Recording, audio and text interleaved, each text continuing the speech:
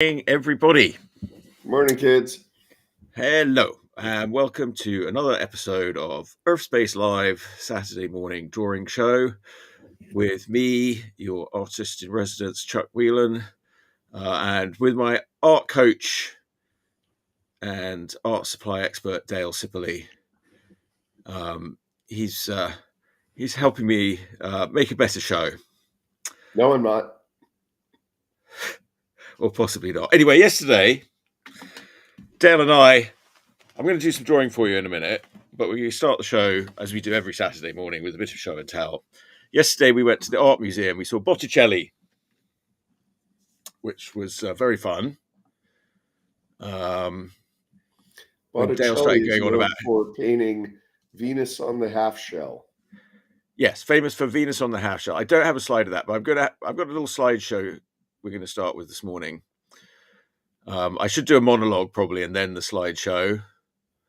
Don't really have a monologue, but anyway, we were looking at Botticelli, and we noticed these very good little demons that he'd done at the bottom of the painting. This was a picture of, was it like the Annunciation or something? No, it was the birth of Christ. We don't have the whole picture, but Yeah, we weren't interested in it. we were very interested in the little demons that were fleeing away, and they were running underground. Let's see, can I make that big? What about like this? Make it smaller. I guess that's quite good. Well, maybe it was good as I had it. Anyway, so there's one of Botticelli's demons. Let's see, there's some more. There's another one of these. This one looks like he's got a poker up his butt. Can you see that, Dale? Give me a second. I'm sharing our show to a group, and I'm coming back. Yeah, I'm just gonna do that. No, I think what that is he has a weapon that he's holding by his side. I don't think he's sticking it up his own butt. I don't know. I think that's questionable, but we'll see. And then this one. Yeah, who's also holding a weapon, notice. Oh, yes. And there's another one underneath there, like even sort of there. They're all vanished underground. Yeah, there's a little one there, and there were some others at the bottom that were less clear, but they were also sort of disappearing into holes. No, I'm convinced that this one here is either the Garofalo or the Beast from Beauty and the Beast. Yes, I definitely think it's the Garofalo. I mean, if you ever wondered where the Gruffalo came from, yeah, it's a little demon from hell. He came straight from hell. Anyway, there's our friend the Gruffalo, as drawn by Botticelli first. So, I guess there's nothing new under the sun. It was a neat painting. But then this started getting us or me particularly, because I've been doing fantasy art for Goodman Games. I'm going to do a fantasy art sort of drawing for you today. But this one sort of got me thinking about all the fantasy art that was on display there at the Legion of Honor. It's a nice little museum with a bit of everything from all through the ages. This was a sort of fairy. I think I've got some details of this later on in the slideshow. This was the most sort of fairy fantasy. It wasn't sort of my most favorite, though. I don't know if I can zoom in on these, really. I think I sent you some zoom-ins, didn't I? Yes, I do have some that I think come in later. But it had this incredible frame, and then, all these little characters. It was a very... it's kind of a rip-off of not Bruegel. I love Bruegel. Hieronymus Bosch. Yep. These were a little sort of sidetrack. These were done by Old White Woman, who was a Native American artist. I just like those because this was in a slightly different exhibit. But I like the very simple line art, which is sort of, some of the things that I'm sort of doing with those. There were two exhibits going on at the Legion of Honor in San Francisco, which I'm surprised they let us in the museum because we came in dressed as scruffy bums. Yeah. But the second exhibit was online, and they had a variety of examples. Well, it's not online. It was online. No, not online. It was... Okay, well, now the exhibit's online because you're showing it online. Well, I'm only showing these pieces out of that exhibit because generally this one didn't have a lot. And these ones, They didn't probably. They're the least fantasy arty examples, but I just really like them. Very simple, like. And there's a little here about the artist who's old white woman who was Native American artists starting to use like Western materials. But yeah, they don't know really much about her. But she signed with this little old figure in the corner. And she's using recycled materials because that's ledger paper. That's not paper designed for drawing. And again, I don't know if you can see this little figure at the top of the paper there, but it's like a little bent old lady. But it looks very much like, the guy, what do you call that guy who plays the pipe that you see everywhere when you go in the Southwest? Oh, I know who you're talking about, that trickster Joker figure. And he's sort of bent over playing the pipe with kind of dreadlocks. I don't remember the name. It does have a name. Answers on a postcard. I don't know, Dale, if you're following any comments we're getting. Hang on. A prize for anyone who can name that character. We have people watching the show this morning? I doubt it, but you never know. No, I'm not. I don't see anyone in the chat so far. Oh no! Look, I see some people watching the show. Hi, folks. Folks watching the show. Feel free to chat. Yeah, drop us a line. Tell us what you're up to. Okay, so anyway, started thinking about old fantasy art. So here's some of the nice fantasy art that we spotted. So here, look, this guy Hercules killing the Hydra. Mm-hmm. That was one of his labors. I liked it. I'm not sure how many hit dice of a monster that is. Like these days, if you did Hercules, the Hydra would be like 20 feet tall. I mean, it'd be as tall as a building, really. Yeah, it would be a kaiju. Yeah, it would be a kaiju. But in the old days, they were happy with just this rather nasty-looking thing that looks quite real with all those heads. And I guess somebody had to come in and kill it. Well, the thing is, there are snakes that are born in the wild with two heads. Yeah, so I mean, a genetic mutation. Yeah, it could have happened. Yeah. Yeah, so this is just an elaboration of probably what they already saw. Yeah. So just telling you that Hercules is true, folks. But good fantasy art anyway. Here's a little dragon I spotted coming out of something. You mean the thing that we argued for a few minutes whether it was a badly painted cat? It is, but I sort of like that. And then on the rest of that painting, it had like this nice little pile of treasure booty. That's something I've sometimes had to draw for Goodman Games. So yeah, I did a live stream for Goodman Games this week that came out quite well, which inspired me to do a better live stream drawing this week. But anyway, yeah, treasure booty. I like this thing. It looks a bit like a beholder. That was from a still life. That was someone practicing and showing off their technique. Yeah, and yes, it was like a sort of shelf of shells, but this one was sort of at the top, and it looked very smiley, and I don't know, it sort of reminded me of some sort of monster I might draw for Goodman Games. I often do dragon scales, kind of like that as well. Actually, that's kind of how I draw dragon skin. Well, you did that in your that cover you showed me yesterday for Goodman Games. Yes, you did that rather than doing lizard scales, which a lot of people would do for dragons. Yeah. No, I think, yeah, actually, now I'm looking at it. Yeah, this is exactly what I do for dragons. I think that's where that attracted me to that. All right, and then there were some nice castles, cities in the world of Greyhawk. I quite like that snake on the globe.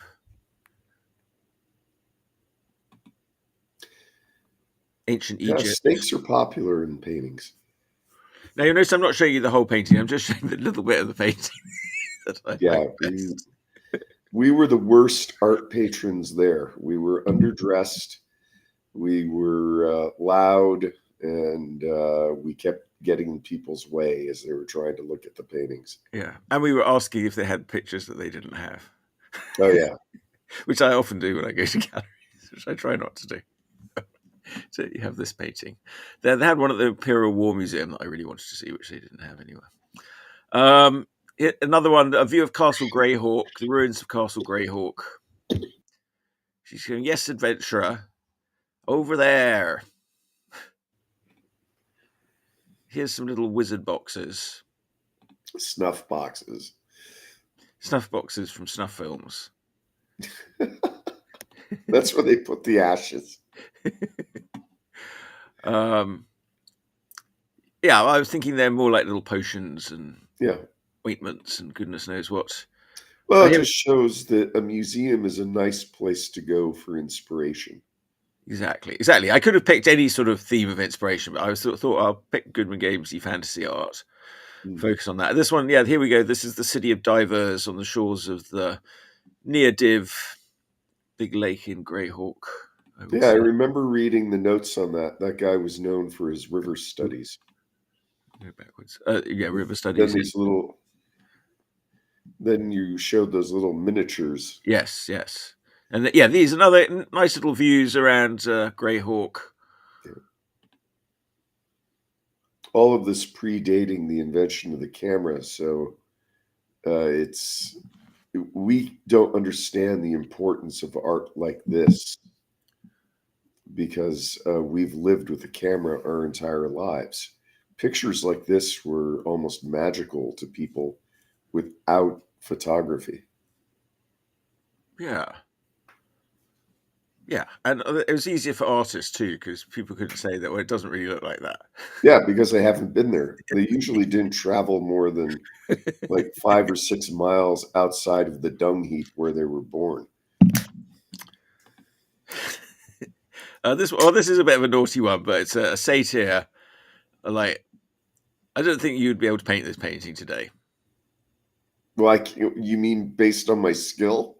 No, I mean just what like you'd get cancelled if you painted this picture today. I might get cancelled for showing it. It's like Oh no, satyr. It's a satyr, but he's out there in nature. She's wandered into the dark bit of nature, and suddenly there's a satyr chasing her down. no, Hopefully, there's a you knight could around the paint corner. that. I mean, you would just have to go in the correct form. Yeah. I don't approve of that sort of thing. Yeah, but I kind of like the fantasy elements of this picture. I like the trees. Yeah. Oh, this is a good one. I was trying to figure out what's going on here, but like if you look, there's a man coming in from the right there. He's sort of coming in working, and these ladies here are sitting by this bridge and pointing over here. And even here, there's somebody sitting. You probably can't see it right over on the right. There's over on the left. Wait, is that the right? I'm confused. Well, that would be the right. Yeah, over on the right, there's a man sort of sitting under a monument, like somebody died, and there's someone in a dress is sort of pointing him over here, and other people are like you can just see other people starting to emerge out of the woods. They're coming over, and they're also greeting somebody over here, like on the far left under the trees. That somebody's arrived. So everybody's. So I don't know. I think it's probably Jesus coming to preach or something like that. But I kind of like it, and the city looks very sort of heavenly. It's like come and hear the good news. We didn't even bother reading the notes on that one, did we? No. It's just a good search and find. I like the atmospheric perspective. Yes. And I have to wonder at this point with some of these, how are they making them? You know, were they going out to a landscape and using a camera obscura, or were they building models on a tabletop like James Gurney would do? It's beautiful, but I look at this and I have to wonder how they did it. Well, I'd certainly, if I was turning in work like that for Goodman Games, I was, quite pleased with myself. Oh, the waterfall. I remember you taking a picture of that one. It was the waterfall, but it was more like about the little bridge at the bottom here. I like that a lot. It's the waterfall with the architecture. That bridge is quite sort of fantastical little bridge. The drone. Yeah. Now, this one also seems like fantasy art to me. Well, he was an Orientalist. I like that one because of the technical skill involved. It's also one of the ones that kids look at when you go to the Legion of Honor. I've lost count on how many times I've stood in front of that painting. But as it is, I think that was painted in I can't remember the date anymore, but he had access to what we would consider modern art materials. Yes. Like Pigma microns and... No, I mean, like, he could buy paint. He wasn't grinding his own. Copic markers. Yeah. All right, well, that's a lovely one. Anyway, here's another waterfall. But again, I kind of like the Dinotopia aspect of the buildings at the top and it coming through. Could be a bit of Spire Castle. Spire Castle has a waterfall that kind of falls down from the city like that. So, quite a nice one. Oh, yeah, here's Goddess Diana. I quite like this one. I did it all. There.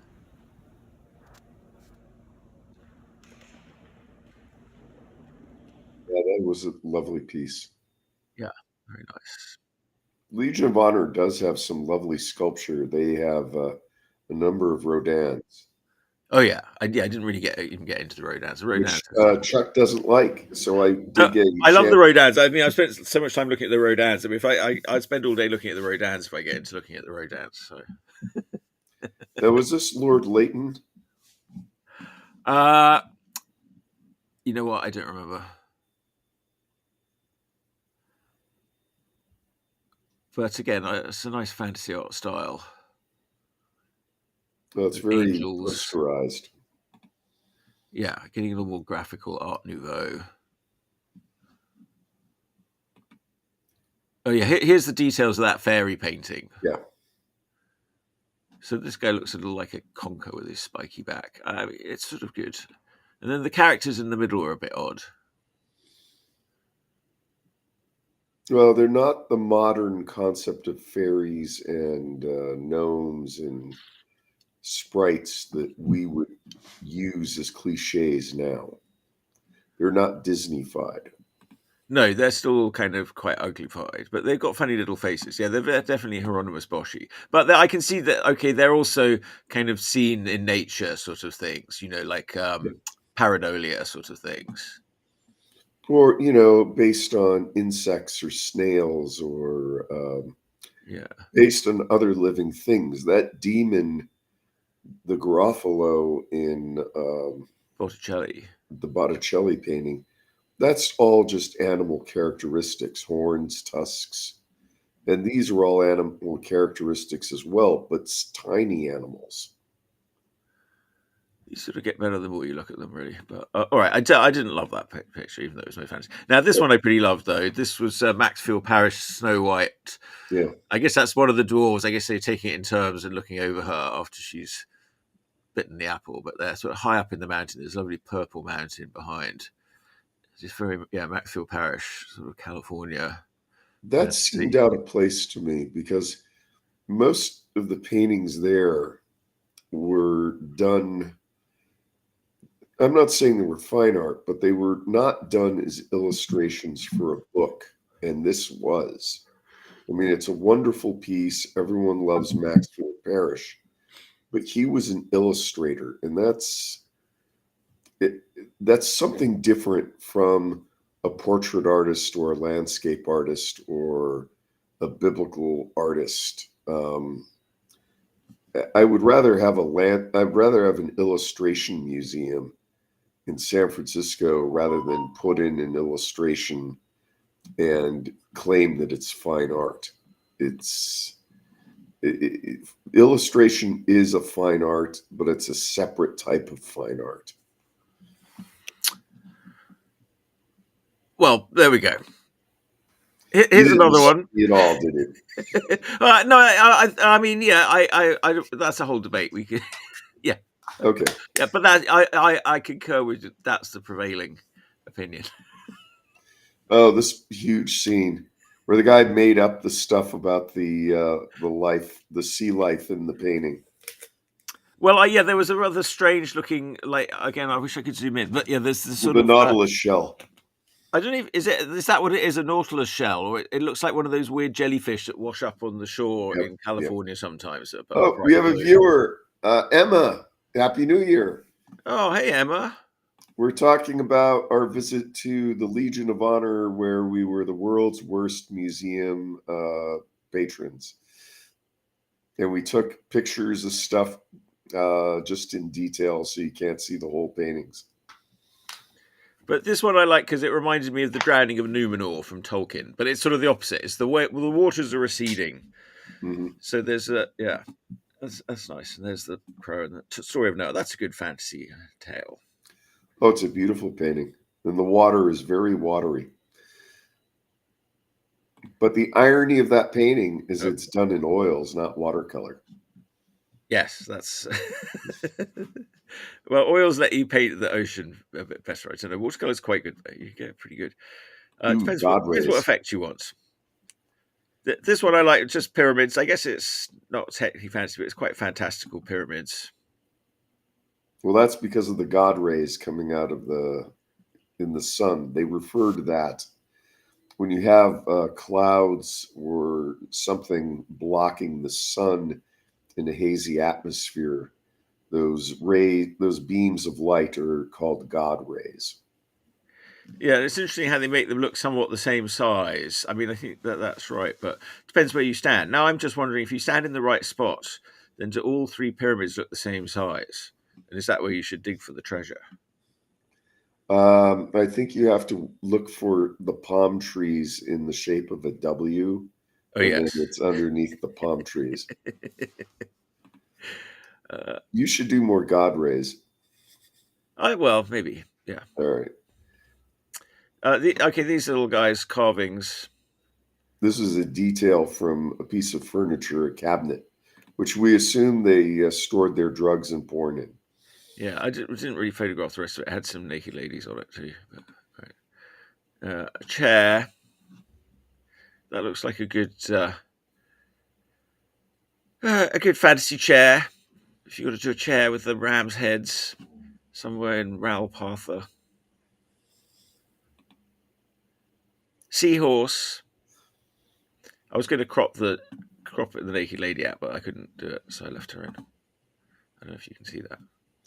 The Legion of Honor is mostly paintings and sculpture, but they do have a small collection of pottery and some ancient artifacts. So there was a little collection of ancient artifacts from Assyria, Egypt. There was a wonderful Roman sarcophagus or bathtub we got. That's where we got into the argument about winged characters, because in antiquity they like to slap wings on things. Let me switch this off there. There's more of you. Yes. Well, Emma's asking who's the. I think she's asking about the artist of the waters receding. I don't know. I didn't make notes. Sorry, Emma, we don't know, but it's at the San Francisco Legion of Honor, so you can go online, and I'm sure you can find the collection and the artist. If you give me a minute, maybe I can find it. All right, let's see. We've got a few more slides here. I know. I just sort of like that one. That's not really. Yeah. All right. Skip that quickly. All right. Here's a nice little Egyptian character. First I thought it was a little person carrying a lot of stuff on their back, but then they look like they've almost got a bird body or something. So I don't quite know what's going on with that, but I liked it. It looked like a little gnomey bird character to me. Oh, a push me pull you. Yep. If you thought that was only from Dr. Dolittle, although if you watch any Dr. Dolittle movies that have been made since the Rex Harrison one, none of them have included a push me pull you, as far as I can tell. Which I don't know. I seem to remember push me pull you being quite a big part of Dr. Dolittle. I don't know. I'm not a big Dr. Dolittle fan. That will be a wedge between us.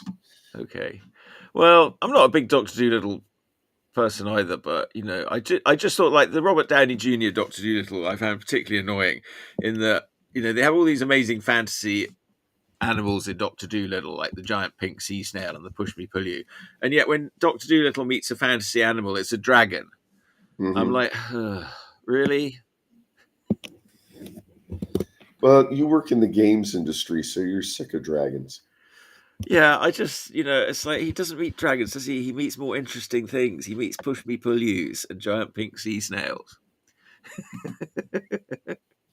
I'm coming up with a blank on that painting that we saw. Sorry about that, Emma. Here's a And nice. we have Bruce Rayburn joining us this morning. Welcome, Bruce. Morning, Bruce. Well, We're talking about our trip to the Legion of Honor in San Francisco. here's a picture of. This is one of Botticelli's, another little demon that he did. That one.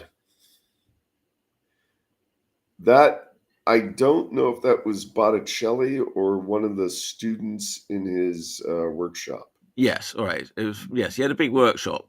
Yeah, I always thought Botticelli was like, I don't know. I always thought he looked a bit like the Venus de Milo, I suppose. But it sounds like he was quite an effective commercial businessman. Well, he had a studio and he was cranking out a product. And these drawings are part of the process of being able to make these paintings. You make the artist's lifestyle sound so glamorous now. I've been to your studio. Here's a picture of Dale. I don't know. I was hoping you were going to turn around and somehow I was going to get it where your head was coming in the bus. But Oh God, I took a few of these shots. I like this one. This lady's pointing at you. There's another where a couple of people are standing really close around you and you look very awkward. I quite like that one as well, they didn't like us there. We were having a good time laughing at most of the stuff. You got to caption what she's saying. I think she's saying, "Who let him in?" Oh yeah, I was. Is that one of the exhibits? It would not have been the first time a museum guard had asked me to step away from the painting. Also, I'm contrasting the difference in the torso, so you can see the range of the human torso. Yeah, thanks. Thanks, Mr. Universe. No, but that's a lovely memento mori. Yeah, so once the other side had a Jesus face, which I didn't show because that's so boring. But there's a lot of Jesus faces in that, but not many of them have like a skull on the other side of them. Yeah, or a naked lady popping out. Or a naked lady popping out of his head. That's gone out of fashion with Jesus people lately. That's why I want to buy a 3D printer. So you can make. Are pretty quite hard to put together in a 3D printer. I don't know how accurate that. Okay, that's about that's the only thing we have is about that. Okay, we're back to the beginning of the show again. Yeah. All right. All right. So that was that. It was fun. Now I'm going to do a drawing for you. I was really surprised by the lack of human feces and hypodermic needles, and the only homeless people we saw were in the paintings. Sure, you might want to mine. That'd be nice. It was. Right, I'm going to do one of mine now, Emma. I'm tired. Right, Dale's going to try and monitor the comments. I'm not going to pay any attention to the comments. Okay, right. So what you're doing right now is underdrawing in red pencil on. Yeah. Is that watercolor paper or drawing paper? It's watercolor paper. Hot press or cold press? Put on. It is. That's a good question. I think it's hot press. Okay. And is that a No, it's cold press. It's cold press. Is that a color erase red, or is that like a Prismacolor red? Oh, yeah, it's in my chewed pencil. Yeah, it's carmine red, just a red checking pencil. Okay. They're quite erasable. They erase very well with Mars plastic eraser. I have like that. Okay. This thing in particular erases it very well. It's like a razor stick, but they stopped making them. So now, do you have your pencil and a pencil extender? Yes, I have a few of these. The General's pencil extenders. Remember, kids, it's not the size of your pencil, but how you use it. But yeah, it's better if it's long. Now, some people like to draw with the little stub, but this way you can draw with them right down to there like a tiny little stub. So, okay. But the important thing is that is erasable, so it's not waxed, which means it won't interfere with a wash. It doesn't seem to so far. But I'm in a little bit of it, sort of experimenting in techniques and methods here. So I'll let you know. I nearly finished this pre-drawing. The thing is, you can't really see my pre-drawing, can you? No. I just need to draw, I'm drawing a sort of clericy character here, so I need to Trying to Do you figure have out. any reference off screen that you're using to draw that character? I'll show you later. Okay. Do But you want I to show changed the it. audience now? It's a bit difficult right now. All right. I'm just drawing this mace bit here right now. Okay. But you are going into Google image search on your iPad to look up reference. Yes, as I go, I'm looking up a few things. Yes, I just wanted to get some idea of doing a mace shape here. Okay. And I find something I like, and then I'll sort of save it into my. And you're drawing lightly because the whole purpose is to give you a guide for when you're going to be inking. Correct. Okay. All right, so I'm going to get on with the inking now. I just wanted to do a little bit extra. No, do some background. We had this argument the other day. We spent an entire afternoon in a museum looking at castles and buildings and waterfalls. Slapping on building in a waterfall. Oh, I'm going to do the background, but I'm going to focus on the character here. I'm going to even set this up here like I don't know if that makes it make it bigger or not. Never listen. I'm listening. I'm just trying to make sure it's all appearing on your screen. Yeah, it's on the screen. All right, how's that? Now, are you going to start with the Pigma markers or no? I'm doing it properly. This one, I'm going to come in with my. Sometimes I go start with the brush. This one, I think I'm going to start with my pen here. Dip pen.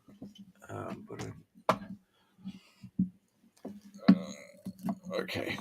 Well, I haven't underdrawn it much, so it's still quite a raw. So this is the hunt nib in a nib holder?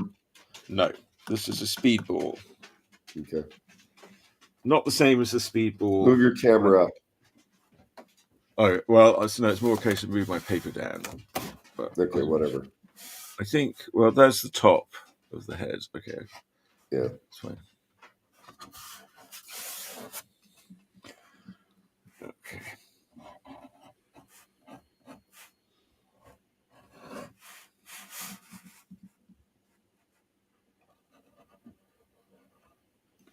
Yeah, maybe I'll go a bit. Like, also, I'm usually going quite fast on these things. I'm going to try and go a little slower. But I don't know if that makes it. There's a sort of difference you can get. I'm not listening to you.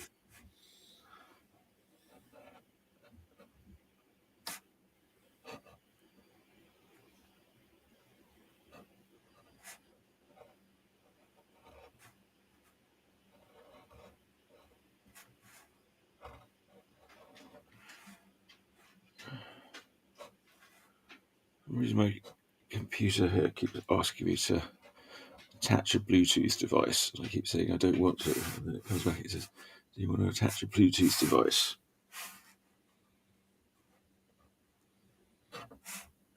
I'm sure that's something the old masters had a problem with. Not the technical issue, but the constant annoyance.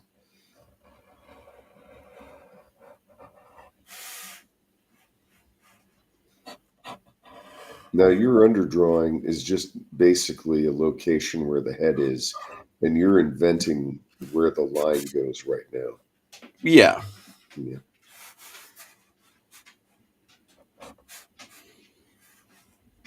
Slightly wondering if I should.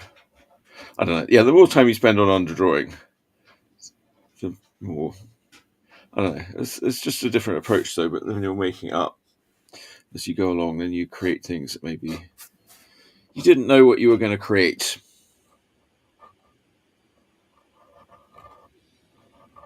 Well, at least it positions the character in space.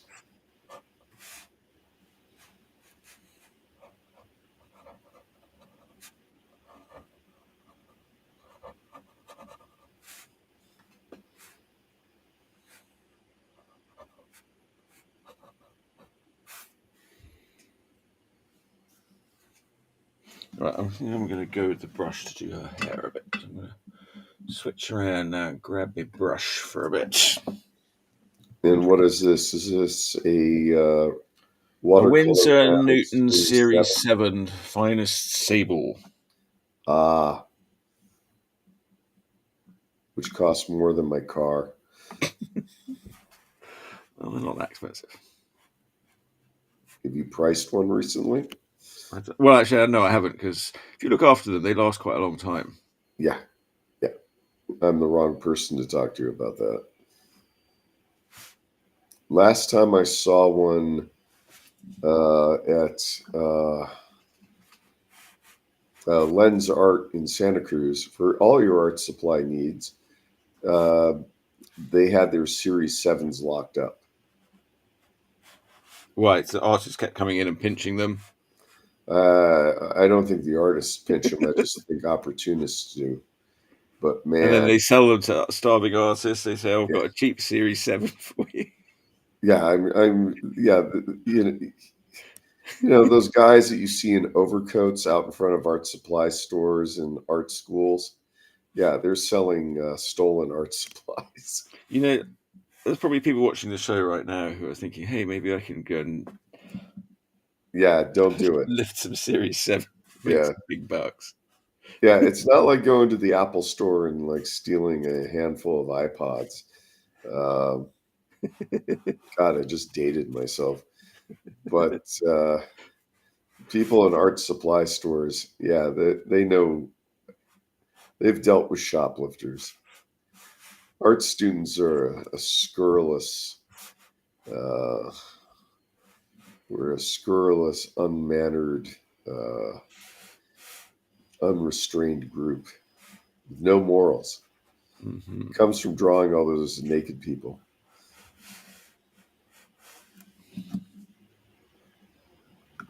Back in the old days, that's why the artists had to do so many biblical scenes so they could buy their way into heaven. Yeah. Well, the church had money. Yeah. Well, it was, Pay for those commissions. if I remember when we were looking at the Botticelli exhibit, that he was paid by the Medici.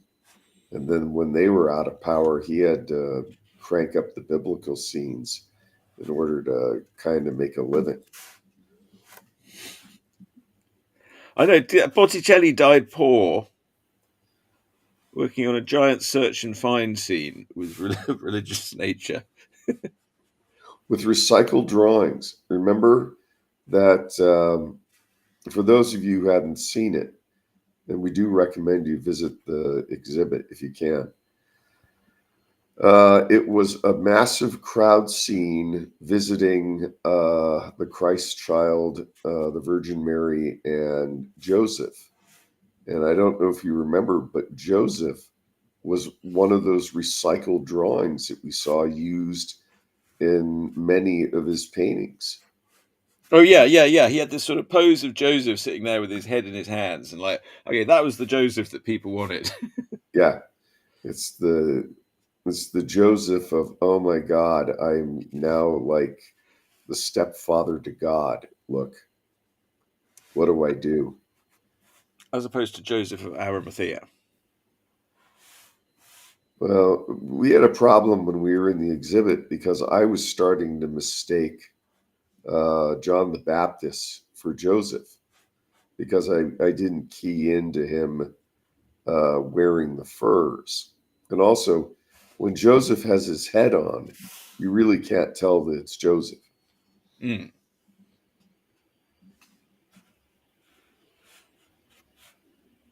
Well, that young lady is a mammal.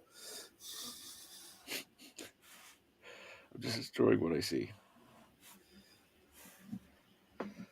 Right, so That's a lovely bit of brushwork. Are you actually putting thought in to the thick and thin, or is it automatic at this point in your hand? well, I mean, you have to somewhat think about it, but I'm using the brush because I'm doing all the sort of thick lines. Okay. That's the thing. You can get the brush to go pretty thin. I don't know. The brush has a little less control on this watercolor paper for various reasons because the paper's less smooth. So Now, when you did those illustrations for Goodman Games that you showed me the other day, which was yesterday, There was a lot of brush work in that. Now, was that brush pen or ink and sable? It was all. Sorry, which ones are you talking about? Remember the ones you showed me in the Goodman games yesterday? Which ones though? Those are all Oh, different things. um, let's say the one with the two cyclopses. With the two cyclopses. Oh, that yeah, no, oh that yeah, those were old. Those I was doing more with the brush pen, yeah, Okay, which is a little easier to control, but okay. um, okay.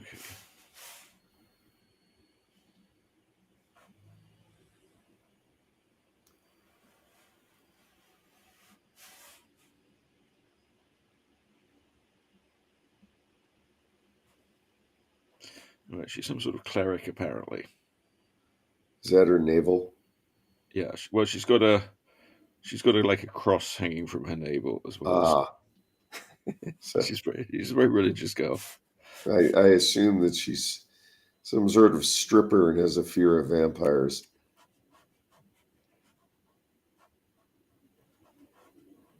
Probably from New Orleans. It's where they have all the vampires, right? I've heard they moved to New Orleans.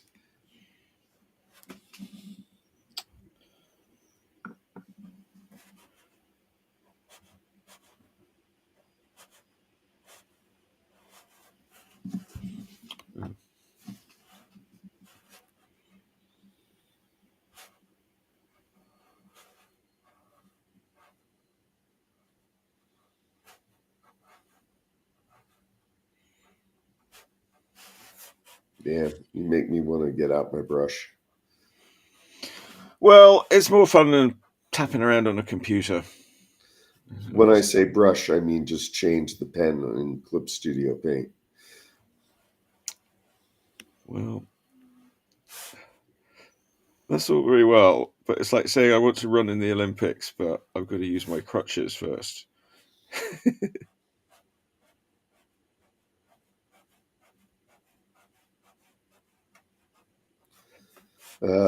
Emma says, excellent. I assume that she's talking about my commentary and not your drawing. Yeah, probably. Thank you, Emma. What are you up to, Emma, on a Saturday? I'm glad you're joining us. Oh, I moved this show to this time, so I thought hopefully maybe some people in England would be able to see it.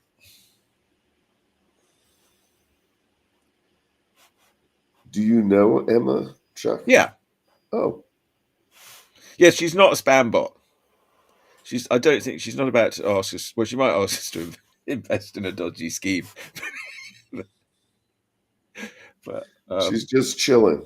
she just, um, The problem is the text chat doesn't properly translate the accents of the people typing. no, it's they could be speaking any version of English. Okay, Emma is a spam bot. She just admitted it.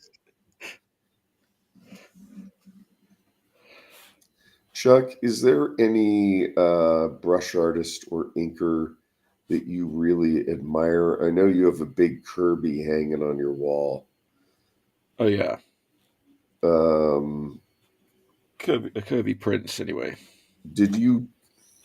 I came to him later. I think, like a lot of people, like when you're a kid, he's not like immediately the most appealing because he's sort of like crude. But the more you like learn about him and understand and appreciate, the better he gets. Really.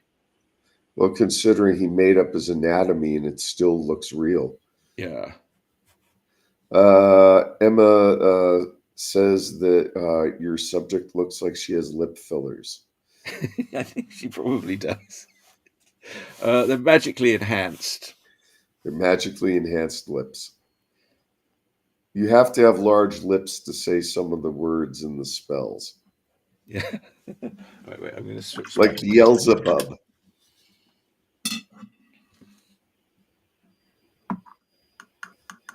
Beelzebub has a devil put aside for me. I'm not going to start singing. I've tried that. I did a bit of singing lately, but Yes, we're trying to ban music from the show. Dale wants to ban it. I want to have musical guests come on. And a boob job. What does she need those for? Asks Emma. To sell the piece, Emma. Oh, I'm just drawing what I see.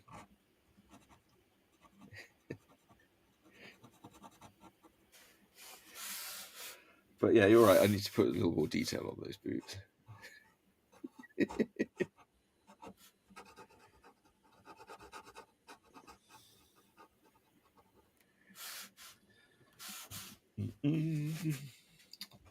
All right. But you didn't answer the question. Sorry, what is the question? Was there an anchor that you learned from by copying? No. Oh, Emma's taken off. She says lots of love. That was probably for me. Yeah. Thanks for stopping in, Emma. Thanks, Emma. We'll be here a while. You can come back later.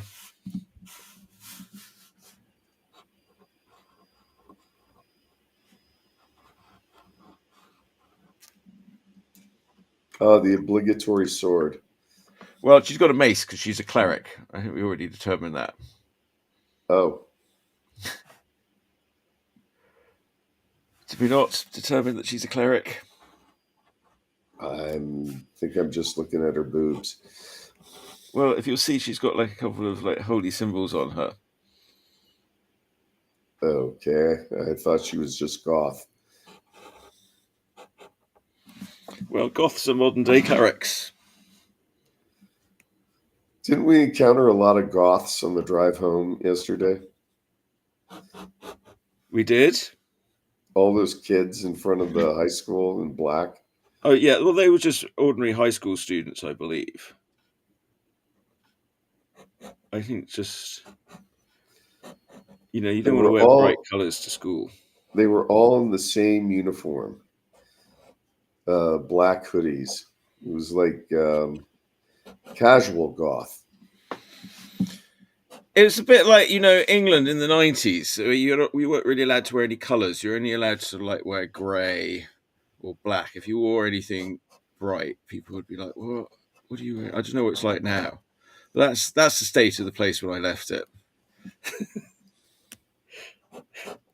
Now, you left England because of the metric system, or? No, I didn't really leave for any particular reason. I just. Did you come here for the food? Yeah. Well, I came for a job and stayed for a lady. What can I tell you? That's an old story. Yeah. Does Tina know about this lady? Well, that is Tina. Oh, that's convenient. Yeah.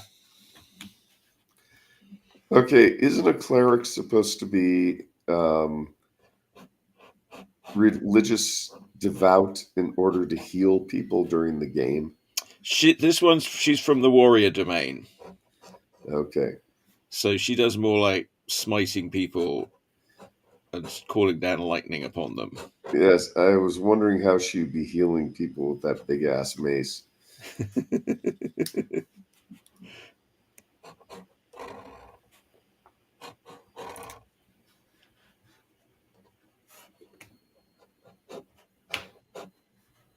Now, obviously, my original model wasn't a cleric, so I just make some bits up. Now, the trouble with drawing like this is I'm also a bit worried I'm going to smudge it. I don't know. Normally, if you're inking, it helps to rotate the page a bit. Well, you could also use something like put a piece of paper on the watercolor paper to rest your hand, or use an inking bridge. Did you ever use an inking bridge? Is that one of those like wooden rods? Well, you could use a maul stick, but I'm thinking of this. It was a sheet. It was either made out of wood, where it was a long, flat piece of wood with a couple of ends on it, making a bridge. You would place across the paper and rest your hand on top of that. or they would make them also out of acrylic. But you're just holding your hand over the paper, Yeah, like just because. Yeah, I don't know. Yeah, like a primitive ape. I'm a primitive ape. I feel like there was like a lot of subtlety, I guess, that we came across at the museum yesterday, especially with Botticelli, like very delicate and subtle, these delicate little things. I mean, it's amazing that they've survived, really. Well, they had an advantage because they didn't have to draw on camera.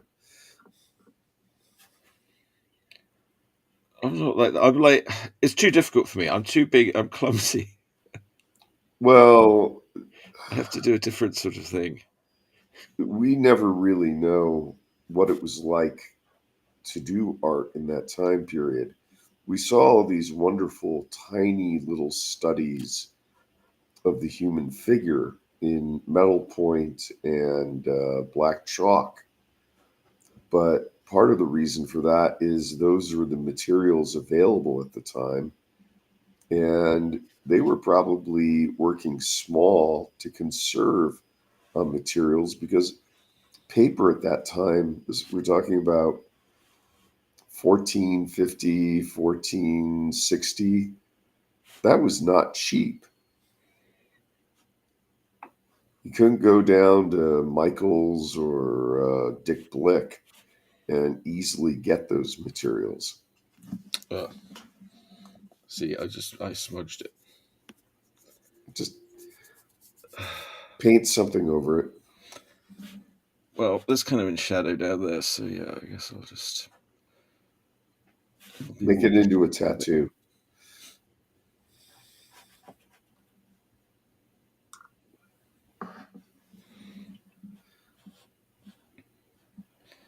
That was one of the things we talked about after looking at the Botticelli exhibit, is since his relatives didn't want any of his work because they were afraid they'd be required to pay his debts.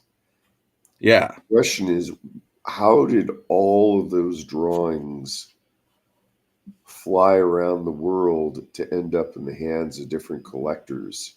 Well, they must have gone to all the people that he owed money to, I suppose. Yeah. And then they had no choice but to say, "Oh, these are incredibly valuable Botticellis." Yeah. And then they all ended up in a museum another continent away hundreds of years later, so a couple of scruffy bums like us could laugh at them. Well, I don't think I was laughing at the work. We were laughing. Well, not at the work, but just the ridiculousness of us being there. Yes. Anyone? Yeah. Well, the Legion of Honor. It's great. It's like a stately home for the people. Yeah. When we're all living in the San Francisco communist utopia, everyone will have one of those. Oh, San Francisco is one of the most capitalist cities on the planet.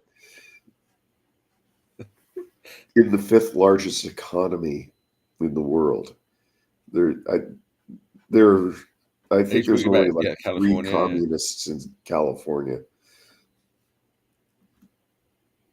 And we certainly aren't. We ate well at the museum.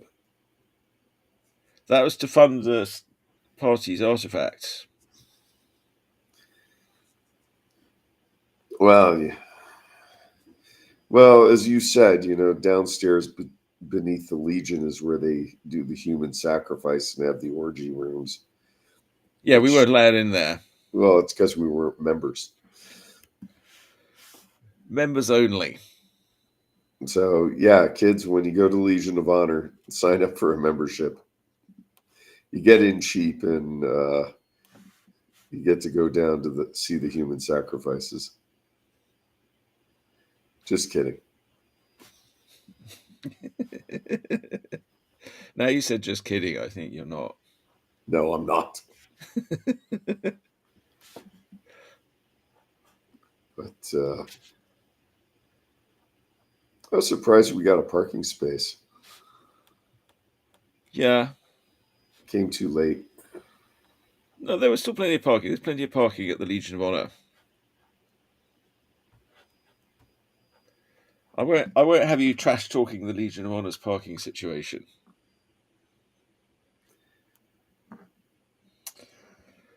Get there early. Hmm? I'm telling our viewers to get there early. Yeah. All right. Maybe I'll add a bit of shading now. You're gonna do it with a wash, or you're gonna cross hatch it or feather? I'm doing it with a wash. Okay. Remember what you learned yesterday. What did I learn yesterday? Did I learn anything? I feel like I never learn anything. I'm like one of those people that says, "Oh, he'll never learn." They say that. I don't know. Do it in a black. Are you gonna use a gray wash? Yeah, I've got my watercolors that it's benefit of using You need watercolor to hit paper. that with a hair dryer first in order to set the ink.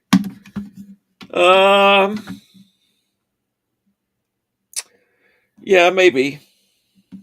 But you're not going to do it. No, I probably am. I'm just realizing I don't have enough tissue paper though. Okay.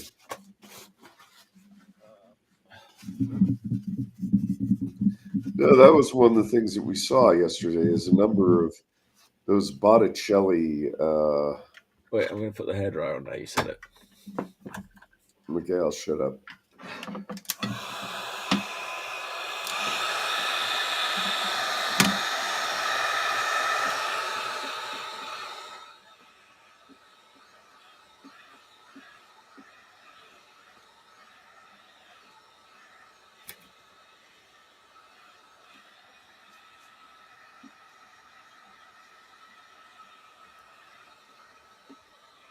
I think I should probably take it down and start watercoloring it.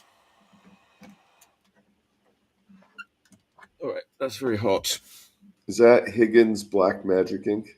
Yes. Okay. I guess I'm not doing the whole background yet. Oh my god, my computer keeps beeping at me. Keeps saying, do I want to add a Bluetooth device? No, I don't. I think I would have done it the last 20 times you asked me. Is this your Mac? No, it's a PC. It's the crummy PC I use to broadcast this show.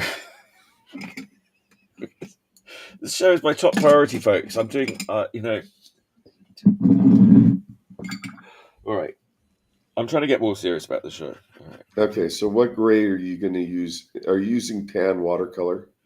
Yeah, I'm using my Pelican watercolors. Okay. And what gray are you using? A Payne's gray or not? No, I usually use a black and dilute it. There is a grey, but I'm not going to use that. I need a little bit of scratchy paper. Here we go.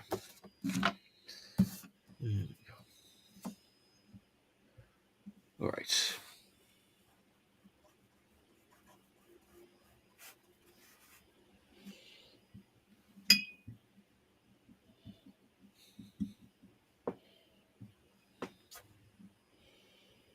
Now, do you have your water jug labeled so that you don't drink out of it? No, I just don't drink out of jars. Generally speaking, I know that's kind of more popular these days, people drinking out of jars. But that's fine if you want to drink out of a jar. I'm not going to criticize you, but I wouldn't drink out of one of the jars that's sitting around on the counter in my studio if I were you. Well, it's an old tradition amongst watercolor artists that at one point or another, you have to drink your waste jar by accident. Yeah, it's probably going to happen at some point or another. Yeah. I'm sure it's happened in the past, but I don't know. I've been doing this for a while now, so But we can all make mistakes.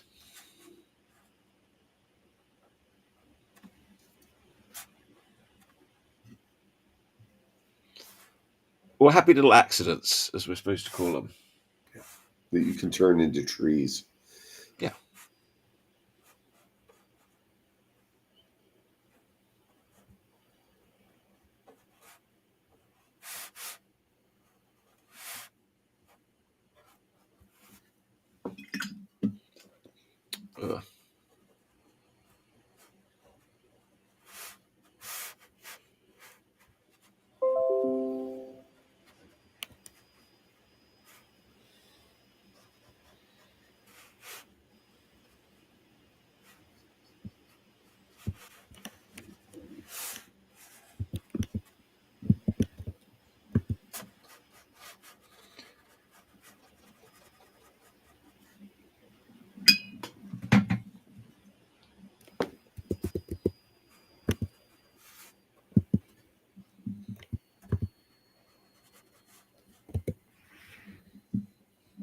Yeah, all right. You've got to keep talking while I'm drawing, or at least Sorry, someone was ask a sending stupid me a question. message. They were asking me about my cartooning. Sorry, kids. That's all right. You can talk about your cartooning. You're also a cartoonist. No, sorry, I was a bad host there for a minute. So They you're were putting in they were commissioning you. the first, no, they were complaining. You're putting in just a first wash. Yeah. Now, how many layers of wash? Well, Oh, we'll see. you dug out the pit pen. Well, I'm just going to quickly. There's some text on here that I want to Okay. mark in first. And the pit pens are waterproof. Yes.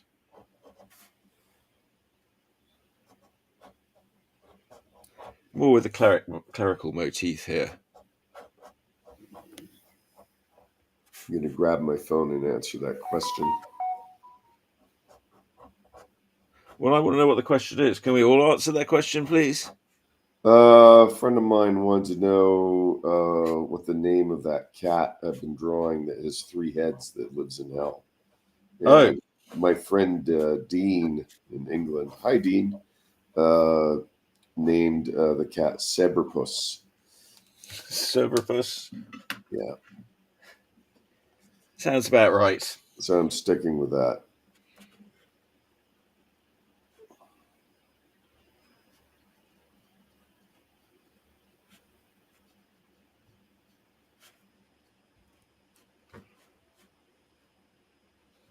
Well, okay. It's very hard for me to think about things to talk about when I'm drawing, other than I'm being very. Things if you think about it too much, it's a bit like when Douglas Adams in the third Hitchhiker's Guide to the Galaxy books, and you learn to fly by falling over and missing the ground. uh, it's a little bit like the more you think about it, the harder it is. That's why I'm not interrupting you with jibber jab. Oh wait, I should be interrupting You you with should be, jibber jab. yeah. Let's say that's what I'm saying is otherwise it's dead air. Because some people might be just listening to this for the voice. I don't know why. Some people like some art fans don't like to actually have to Okay. look at Well, anything. my question is, and don't take this as an insult because I can think of better insults. Why the wash? Um, I don't know. I think it looks nice. Okay. Well, the reason I asked that is yesterday we were looking at your work in Goodman Games, Yeah. and a lot of it was just simple black and white. Yeah. Okay. But then I just think it looks like it just depends on what you're doing and how you're doing it and what your goals are, I suppose. What is the goal with this then? To annoy me? Well, no, the goal is to do a finished piece within the Okay. time frame of the show. Okay. Or that, yeah, you can do just sort of solid black and white line inking, but you really need to think very carefully more about that. With the watercolor, lets you be a little more sort of expressive and free. Okay. So that's part of it. When you say expressive and free, do you mean that this allows you to communicate more or to fudge the anatomy, or what do you mean by that? I mean, you're always fudging the anatomy. I Okay. mean, that's that part of part of drawing is like, oh, I conceive that this thing as a block, or I conceive this thing as that, and everything's sort of moving and changing all the time. No, what this actually reminds me of a little is, do you remember Frank Thorne? He would have some stuff Oh in yeah, somebody Lampy. was posted a picture of him with Red Sonja. Yeah. I saw on my Facebook feed before I came down here this morning. That's probably I spent too long on Facebook this morning when I should have been getting up and pre-drawing this. I meant to spend an hour on pre-drawing it. In the end, I only spent 20 minutes. But all right, but we're limboing here. We're starting low, and working our way up to lion taming via accountancy. No, you start with lion taming by working with much smaller cats and increasing them in size. After doing your time in accountancy.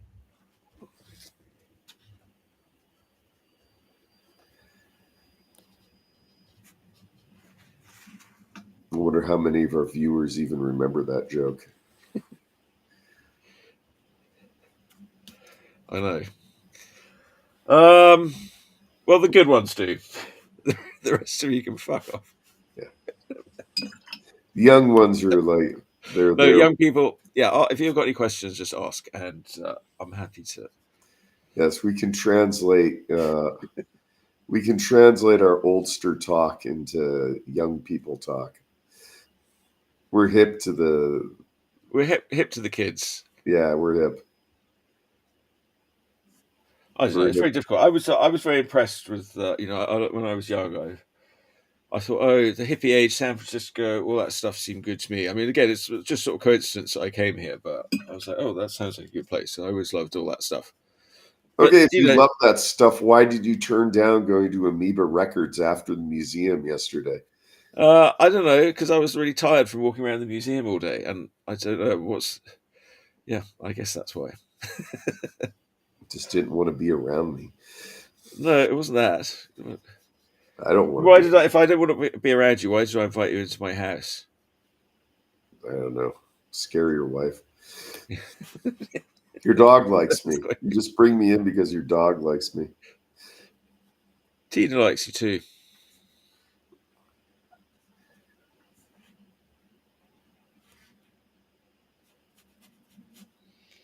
I like you too, but only because Facebook says I should. I know. No, we're slaves to the algorithm. I'm a pro algorithm. Now, did you darken the pigment that you? I'm sorry. Did you darken the wash that you're using right now? Because it seems a bit darker than what you were using for the shirt and the arm. Well, here's my palette. So Okay. bits of it get darker. If it's not dark enough, I'll grab a bit here and do that, and then I'll get it more darker. Okay. I can get it really. I mean, it'll get really black if I want it to. Okay. But So I'm still like broad strokes here. You can refine it. I mean, that's another thing about doing a drawing. You've got to try and keep it so that it's in a always finished state. But I guess there's a thing with watercolors that it's finished about 10 minutes before you thought it was finished. do you believe in the rule of thumb that you should be using a brush larger than you think you should? Yeah, I generally, yes, I do. I mean, I'll use a very big brush. I mean, some of the Urfspace drawings I was using an absolutely massive brush and getting some good effects, but it's a looser effect. So it really depends on how tight. You look at those old masters, by the time they finish, they're using absolutely minute brushes. Okay. Now you switched over to Chinese white. No, what? You're putting in gouache right now, aren't you, for No, highlight? I'm still doing black. I thought you did up in the hair there. No, that was just in there. Yeah, that was just All what's right, I'll left. shut up. Do you plan to use Chinese white in this? Yeah. Probably at the end I'll Okay. fill out some of the bits. Yeah.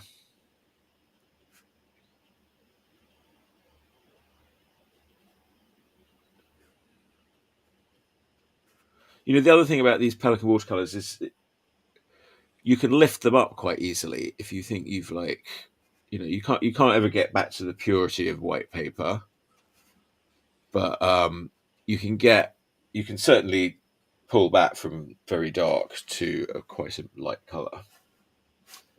Well, that's because you're working on cold press watercolor paper. I do remember there are illustrators who would work in watercolor on hot press illustration board that would have a clay surface. You Mm. couldn't feather your washes, but they wanted that hard edge wash. But you could get that back to white.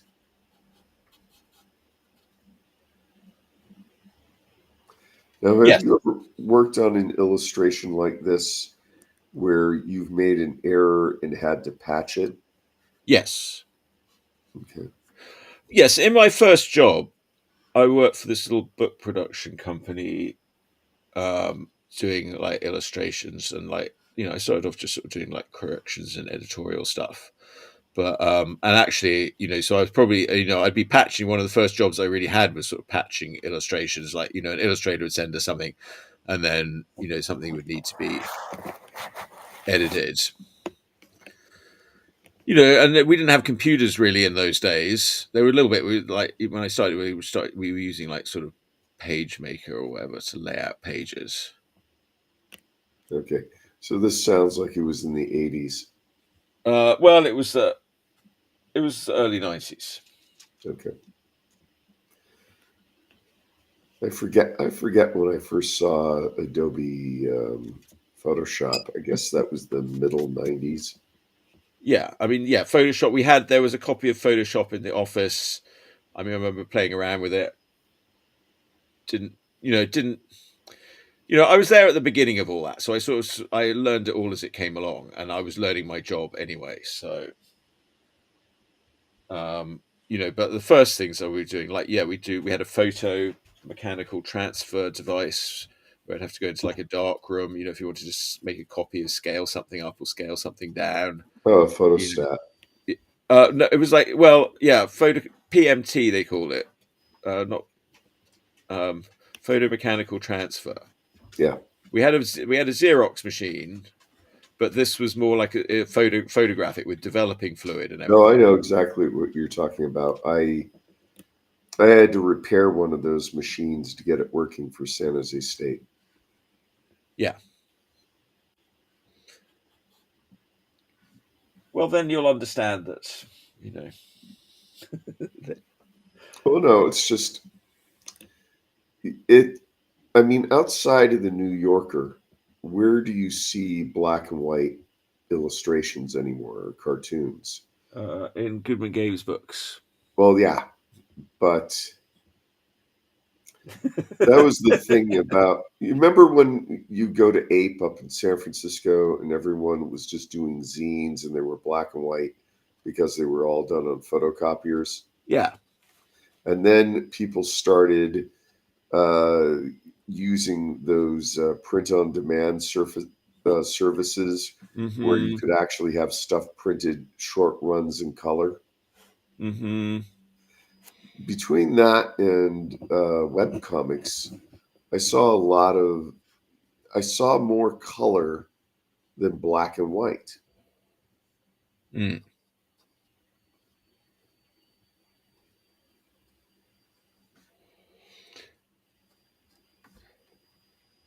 Like, when we were kids, you would go to the game store and you would see a Dungeons and Dragons rule manual, and that didn't have a color cover. It was usually a colored ink on a colored cardstock, or at most maybe black and white with a spot color. It wasn't later until those game companies could afford to do the covers in color. Yeah. Well, pretty quickly they could, but yeah. I mean, if you go how quickly, yeah, it was a few years. I mean, from when they first started, but they got big pretty fast. That was part of their problems. Too fast growth. Plus, Gary Gygax just wanted to go to Hollywood and spend all his money on having a good time.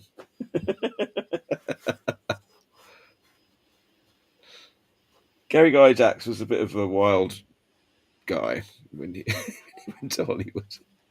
I never got into D&D. I would play the short games out of Steve Jackson Games. Mm, He had games like Ogre and GEV. mm, I never got into the whole miniatures and dungeons and dungeon masters. I appreciate the figures. but I'm actually surprised it's survived the computer. Well, I mean, the thing is, like, all computer games are just trying to replicate Dungeons and Dragons, and the thing is, the kids are realizing, oh, this doesn't, the computer's always limited by what the programmer can put into it. Whereas Dungeons and Dragons, it's only limited by your own imaginations of like all the players. Well, it's probably also more of a social thing. And I'm antisocial.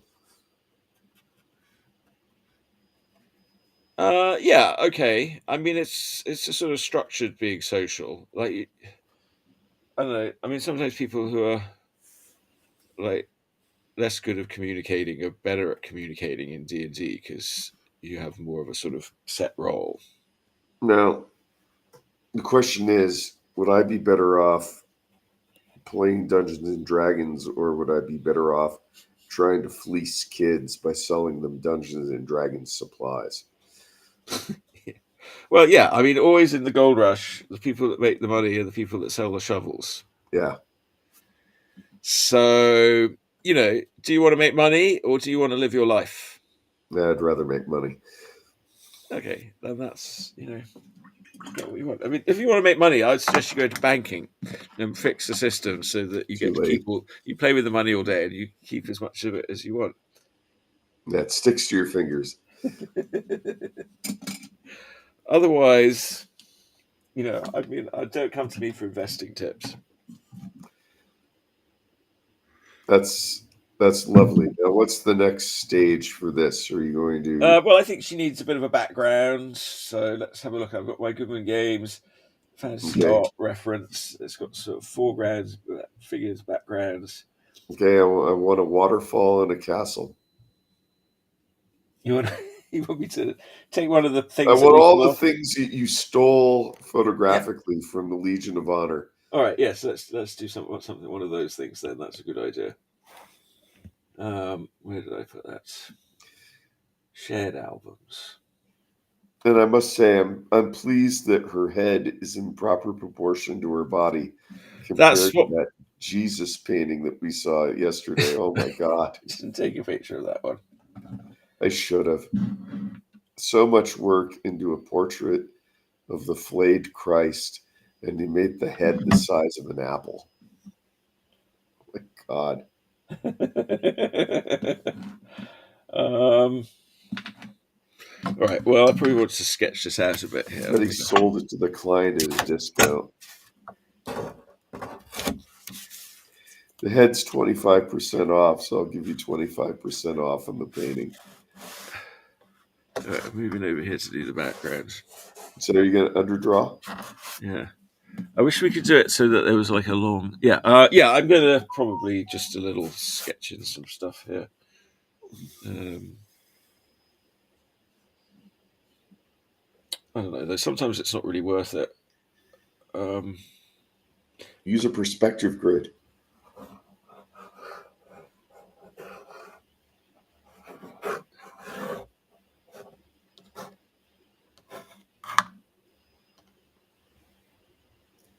Remember everything we learned from that Canaletto yesterday. What did we learn from the Canaletto? That if you stare at a Canaletto long enough, another Canaletto fan will come up to you and talk to you. Oh yeah, we met that Canaletto guy. He'd been chasing Canalettos all over the. Well, Canaletto's been chasing him. I can't remember. He was having a moment with the Canaletto.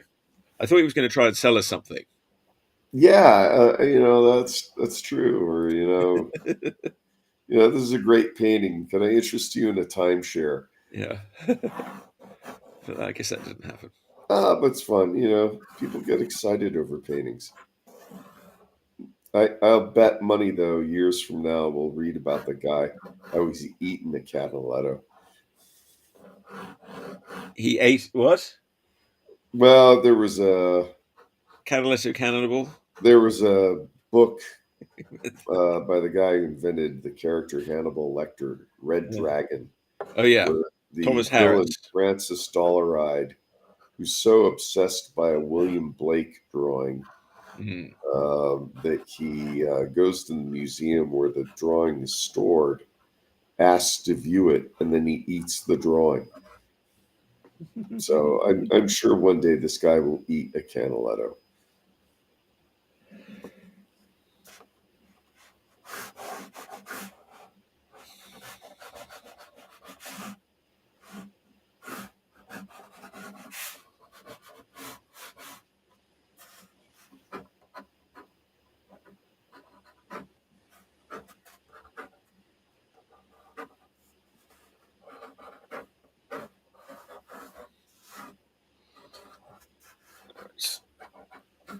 Now you have reference open while you're working? Yeah. Okay. I'm drawing in this sort of fantastical city of the waterfalls. I'm sort of mixing two of the different drawings that I saw. Like behind her here.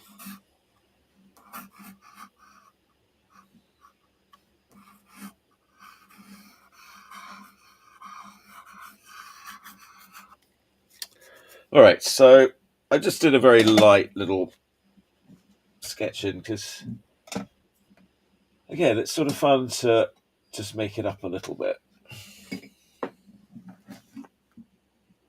If it's fun to make it up a little bit, would you still be able to do this at the same level as if you didn't do the underdrawing? How important is the I drawing to mean, look, your drawing's probably going to be technically better you? the more kind of the slower you build it up. Now are you But it jumping? might lose some expressive quality. Okay. Now In the you're jumping process. back into the speedball. Yes, Okay. which is better for the lighter lines for the background and everything. So Okay. yeah, so there's this sort of structure up here that I'm gonna have some fun mucking around with.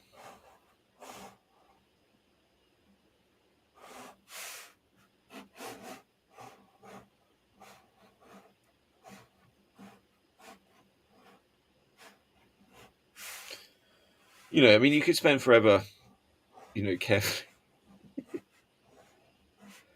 Maybe this is something, like, in another drawing, like if I was sort of doing a paid commission or I had some more time on it, I would, you could draw this all out very carefully and get it all hang on right. But actually, this is all sort of in the background anyway, so it's sort of somewhat out of focus. So, Well, can you really have something out of focus in pen and ink? yeah. Okay.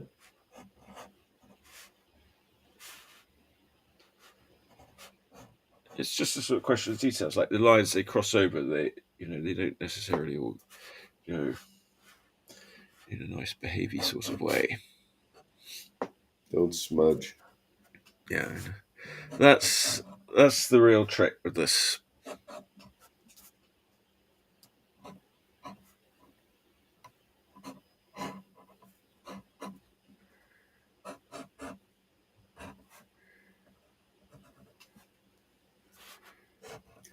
Now, do you plan to do any wash on this as well, or Yeah, just okay? yeah. This will be largely defined by wash.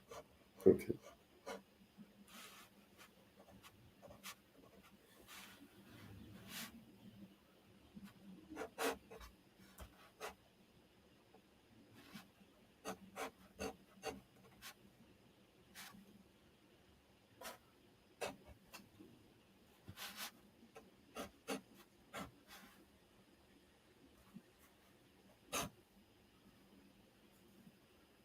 There's lots of fun little details in here. Well, yeah, you can tell that the original artist had a lot of fun getting this all just.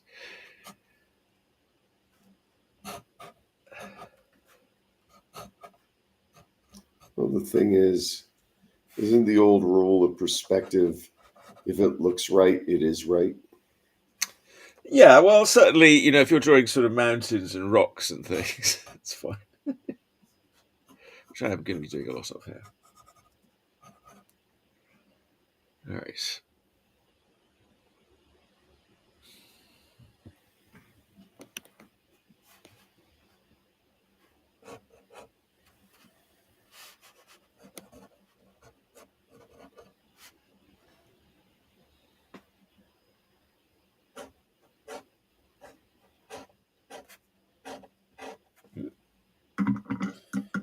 lot on one dip. Ran out. Yeah, well, I forgot that I had to dip it once in a while.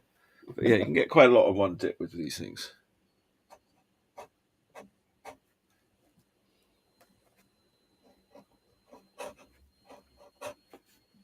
Now, is that nib broken in? I mean, do you ever get a scratch and it sprays ink everywhere? Not with speedballs, they don't tend to do that. They're more smoother, but they're less of a varied line. But actually, when you're using it on this sort of cold press paper, you can get quite a lot of line variation. I was just wondering if you ever caught the nib in a fiber of the paper and have it snap and spray. Again, that doesn't tend to happen with the speedball because they're more like a sort of flat surface pushing on the paper than a sharp point, where that will happen to you all the time. Yeah, sure.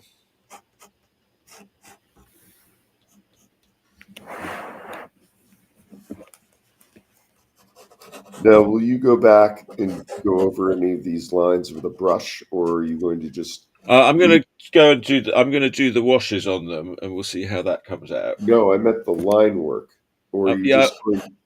No, I probably won't need to once I put the washes on. Okay. Because I was wondering if you were going to leave that thin to drive that back into the background. Yeah, I mean, that's basically the idea, yeah. But, there may be some points at which it seems like, I should do a little bit more.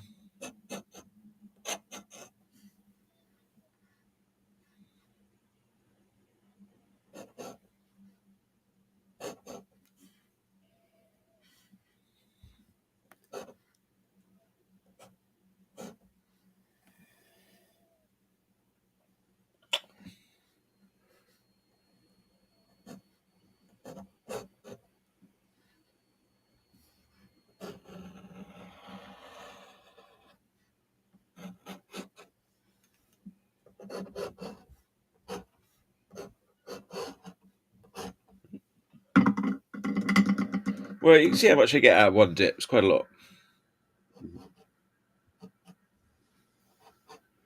Here's the thing about these pens is that they give you some nice, happy little accidents.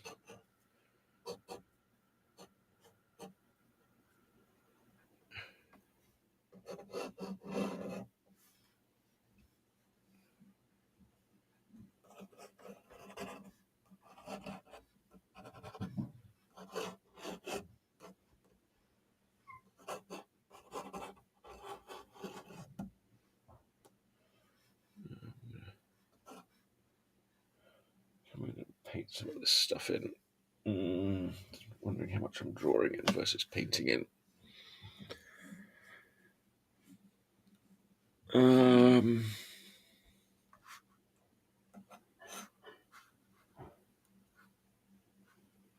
I keep expecting you to throw in a dinosaur. Well, I might put in a dragon or something, I don't know. Same thing. Do it for James Gurney. You're drawing off camera. Oh yeah, okay. I'm gonna switch to the whole view because I'm about to do the washes in the background. So. Okay.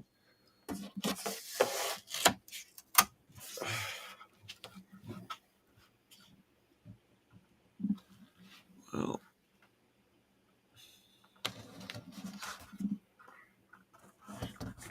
Slided for whatever reason. Right, actually, now I'm going to wash it. I ought to really tape it down properly because it's gonna want to buckle. Yep.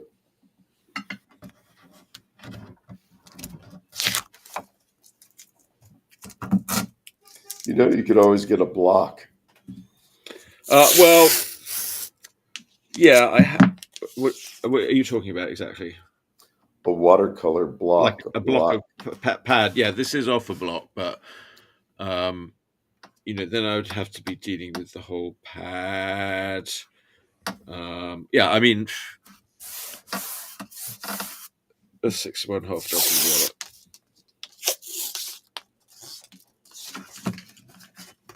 Now, is that professional artist tape? Yes, since you ask. Although I might just use regular masking tape if I just had that around. Although regular masking tape tends to tear the paper. Yeah. So,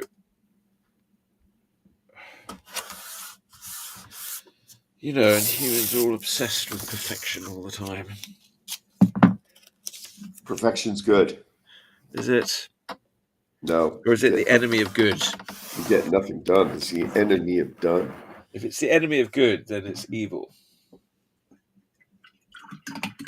Now, are you going to put a wash over the entire background? Or are you going to leave this guy? Well, I'm just going to play around and make it up as I go. Yeah, it's hard to say, Dale. I mean, if I had gotten up, well, I did get up, but I just didn't get on with it. If I'd got on with it in time, I would have thought all these things out beforehand. Remember, kids, think things out beforehand.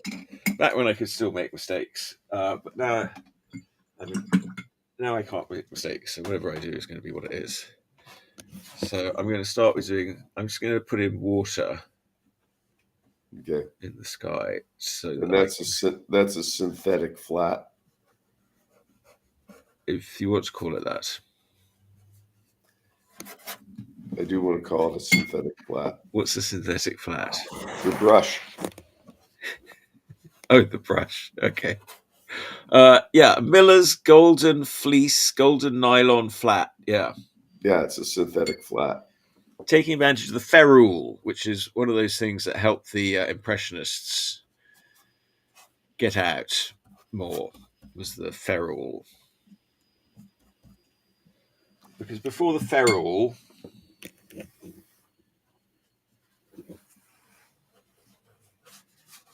things were different. Like you had to have a sort of hog's hair brush. You couldn't have a wide flat brush. So that was a big part of Impressionism. All right, let's put some. The clouds come a bit dark, but I think they'll bleed out, and we'll get some cool effects in the sky here. It's all runny. Yeah, nice. You pay big bucks. You pay big dollars for that, to do that digitally. You have to buy Painter. Yeah.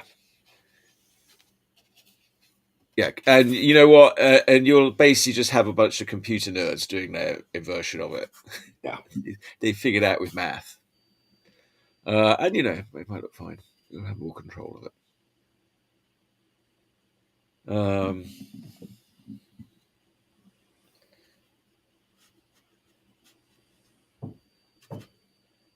Well, that actually needs to be fairly light.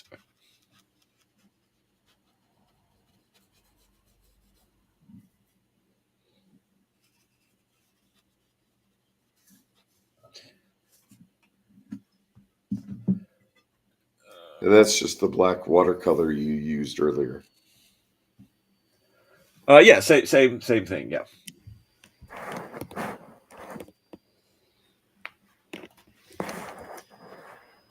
It's interesting that you created the wash earlier in order to create the textures.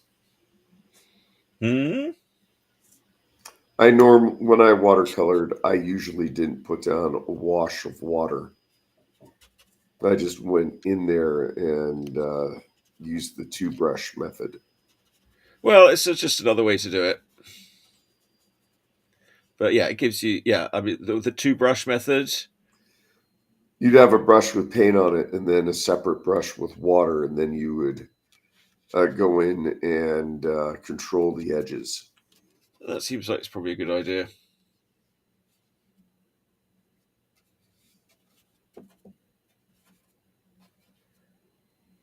I'm just laying in some general tones here. Okay, so this is probably be a little lighter. This is all the lightness I'm doing now anyway, so.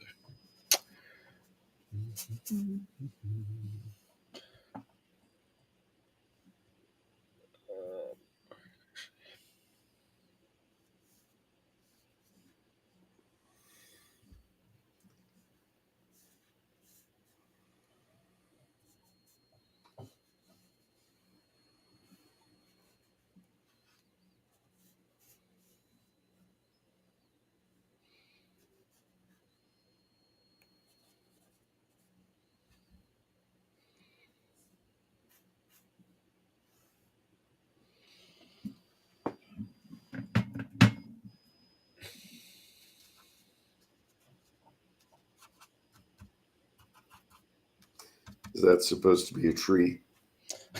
Yes. It'll look hopefully more like a tree by the time I'm done with it. I'm not even sure what kind of tree it is. It's weird. It's a weird fantasy bush that doesn't really exist. I might come back to the main character again after I've done the background. I mean, typically, if I wasn't doing a sort of show drawing, I might do some bits before or after. Now, wait, okay, just think about this here. Okay, it's still fairly light.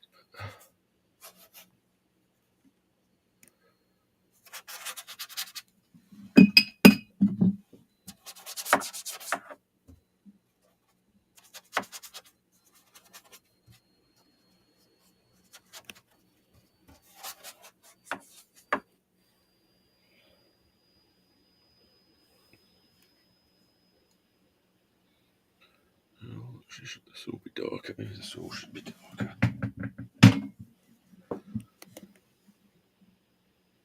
Depends if this is dark. I'm trying to think where the darks are going. Well, you laid in some basic random shapes to start giving you texture. Now, what are you going to be doing? Well, but with I'm some building up. I'm working on the areas of light and dark, Okay. and just sort of trying to decide where the lights are and the darks are, and all this. You don't want the background to sort of pop out too much. Okay. But I don't know. This is still sort of wet. I don't know. I can do some sort of trees and things.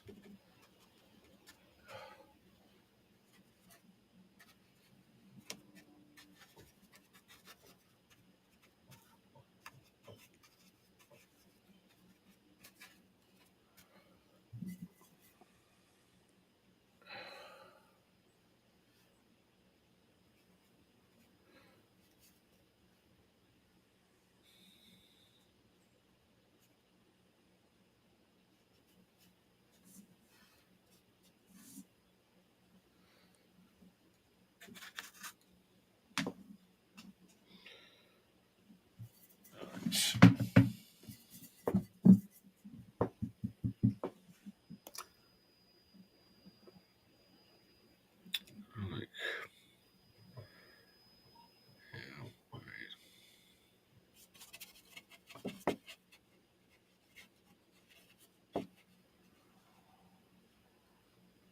Oh, Amber comes in, says hi.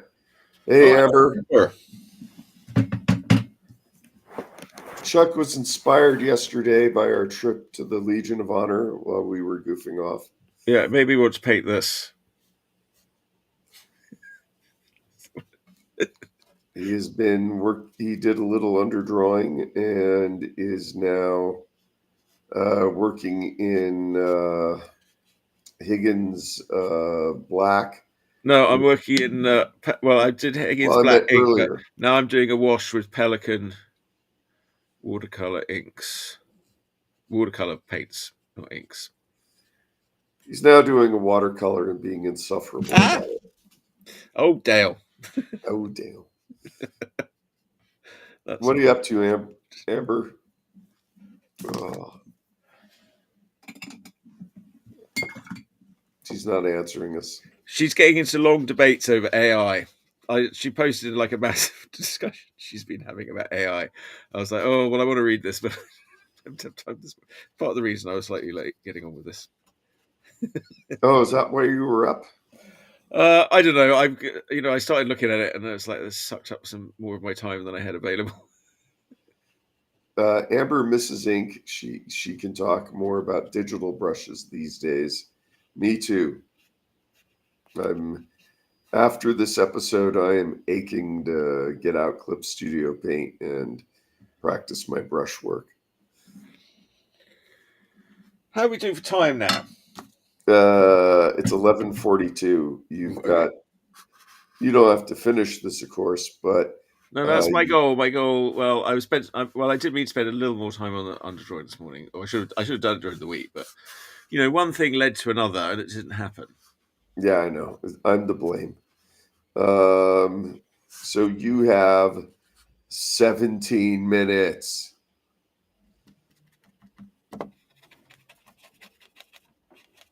I like those trees. Yeah, they're having some happy little accidents. All right, that's probably enough for the big brush. Now you're going to switch to a round, Yeah, I don't know. Well, it could be. I don't know. Maybe there could be another a little flat. more shade in here. Wait. Well, I'm just going to come in with a little more light stuff in here. There you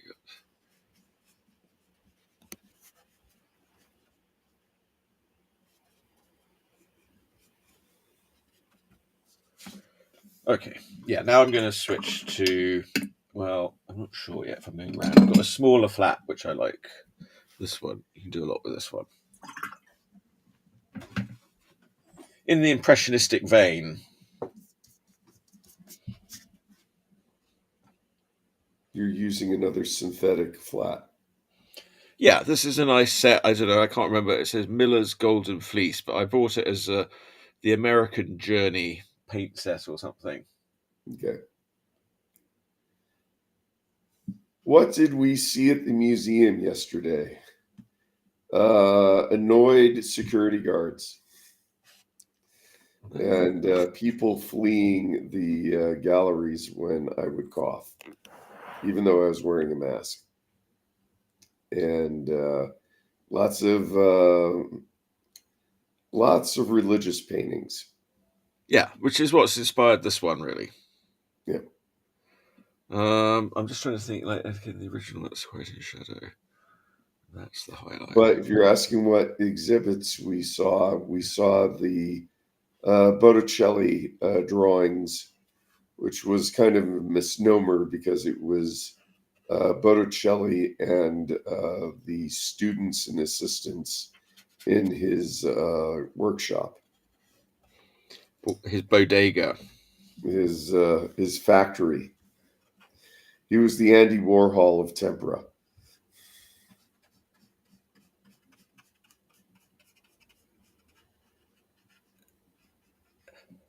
and we saw a good. There was good Andy Warhol. We saw in the Line exhibit too. Yeah. You know, There was an exhibit online, but it was really just a exhibit of various artists' drawings. Andy Warhol, Pablo Picasso, Rodin. The funniest one was a little Michelangelo drawing, but it was just a drawing of a box because it was a note to a marble quarry about the measurements of a piece of marble he wanted to buy. That's why he drew this little box. It was in essence an ancient post-it note by Michelangelo. So, but it was by Michelangelo, so it was in this enormous, elaborate frame. You could view both sides.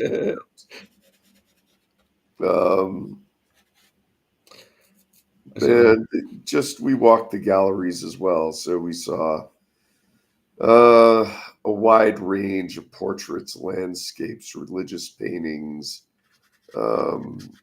Chuck was chasing down the demons and representations of evil in the paintings as inspiration for his Goodman Games illustrations. well, I was doing anything fantastical. It wasn't just the demons. Anything fantastical. Okay. Sorry. You're not purely evil. Yeah. I think I got the light on this all wrong. All right. Well, this is why you do a sort of sketch for your later drawing, because then you figure out all these sort of light problems. But all right, that does tend to happen a bit on these live drawings. Is that I don't think about the light enough in advance. But all right, it's fine. Of course, it's fine. Well, the other thing is you could go in and you could put in. That's what we learned yesterday. I mean, not only was it multiple washes, but it was metal point and white chalk. Yes. So yes, you still haven't reached the point where you could still go in and put detail like tiles on that roof. Yeah. Amber is asking me, Dale, how is homework coming? And I refuse to answer. Dale's taking courses. Amber is kindly teaching me some cartooning things, and I have homework, and I have not done any of it. So after the show today, and I take a nap because I'm a man of leisure, I'm going to then work on my homework this evening. I have to letter the text for a 2-page cartoon, and I have to remind myself Is she having that you draw her Captain T strip for her? no, I'm not drawing her Captain T strip. I have to remember to just do it now and worry about making it better the next time. Just do it. Just do it. This is the If you procrastinate, Heaven's it never Gate gets it cult. done. Wasn't that the motto of the Heaven's Gate cult? Or am I mixing up that with The Nike? Dale project.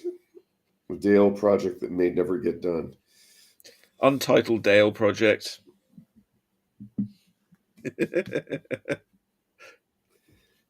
Do it better next time. DIBNT. I'm going to write that down while I'm working.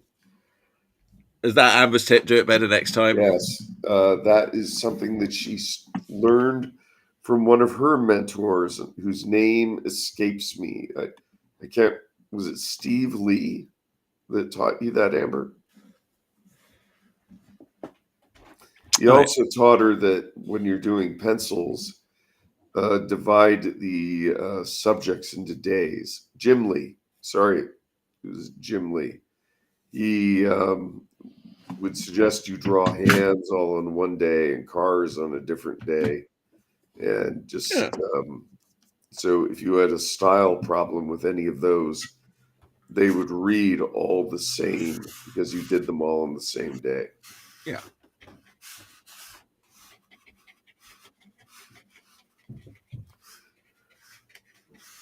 But I have to figure out today how to make that text legible and just write all that text out and cut and paste it into the correct areas in the strip.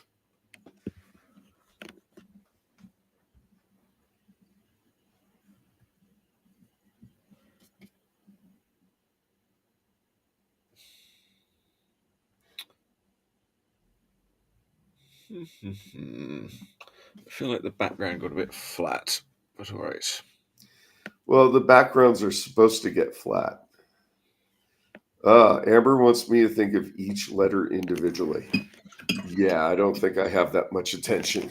Yeah, today I only want you to think about the letter B. No, she's talking about As I Letter, the comic. She wants me to think of the letters as I write them rather than the word as I write them. That way I'm doing a better job drawing each letter. That sounds like the lyrics to some 1970s song. Thinking about the... again, I can't sing. I want to sing today, but I'm No not allowed singing. to sing. The show, we're getting rid of the music on the show. My teacher put me in the non-singing group at school. I'm left-handed, so I also letter backwards, says Amber. Ooh. That means Amber is sinister. In the old days, they would have burned her as a witch because she was not only a cartoonist, but a left-handed cartoonist.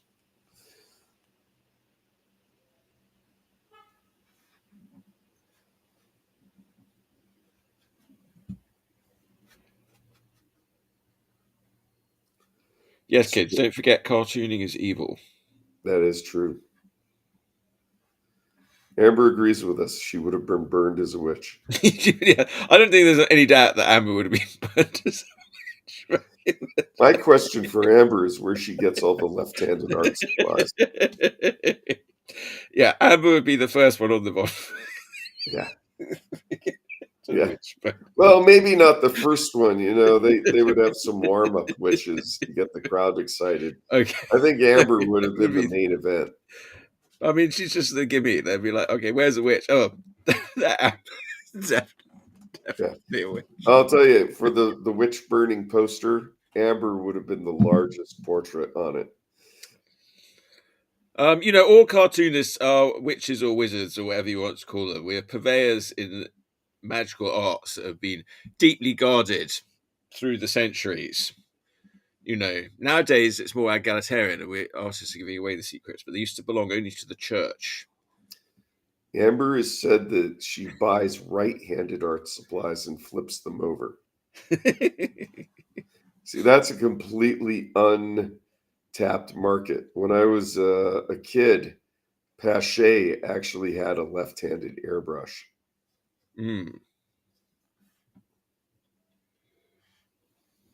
But that's something we should have. Left-handed pencils, left-handed spoons.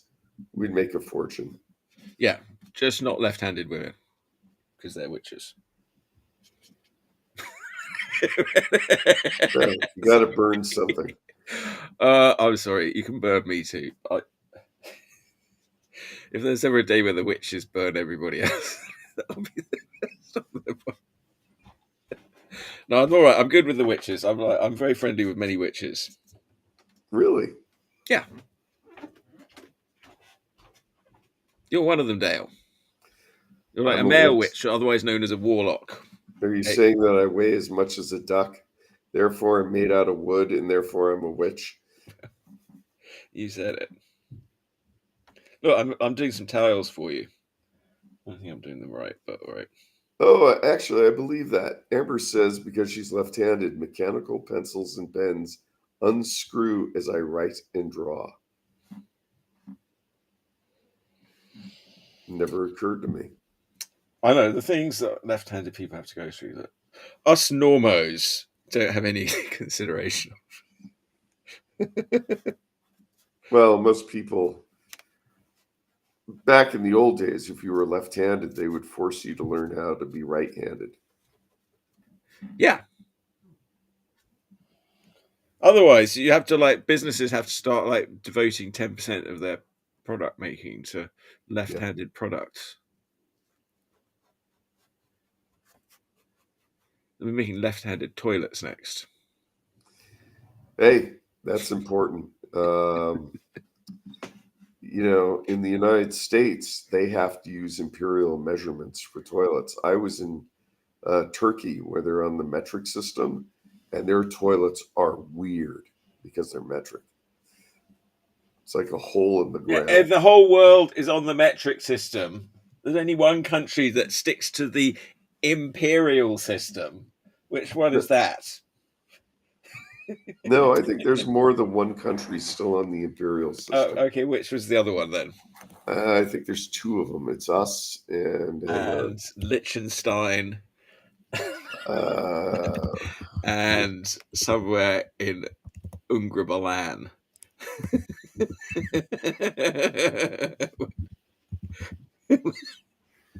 Well, where else is still on the imperial system apart from the US of A?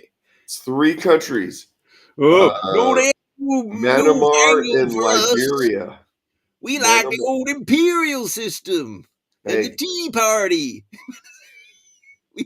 we want the rich people in charge. Okay. Listen, if you want to go back to that fish and chips, warm beer swilling country that worshipped an old lady, I mean, be my guest. Wait, we've got her 70-year-old young son in charge now. About time. He deserved a turn. He's doing a good job.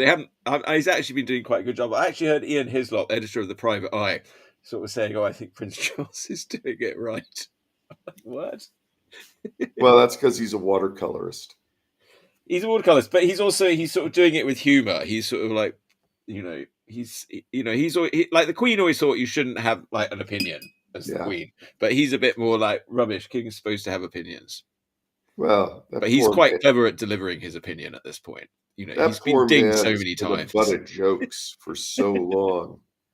I don't think he's dumb. I think he realizes that he's always going to be the butt of jokes.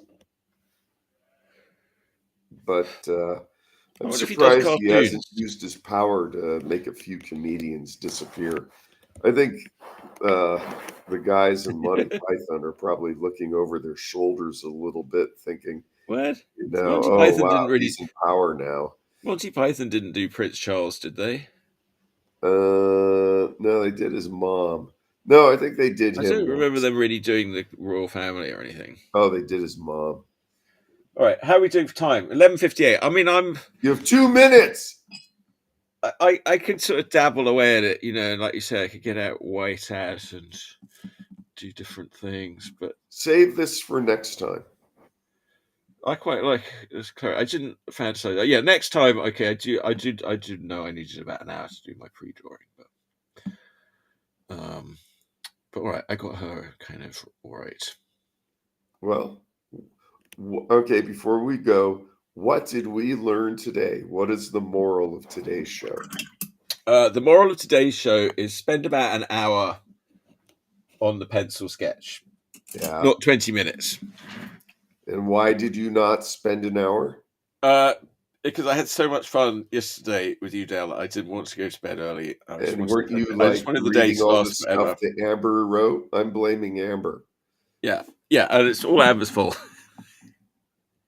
for being a witch. She does play guitar right-handed.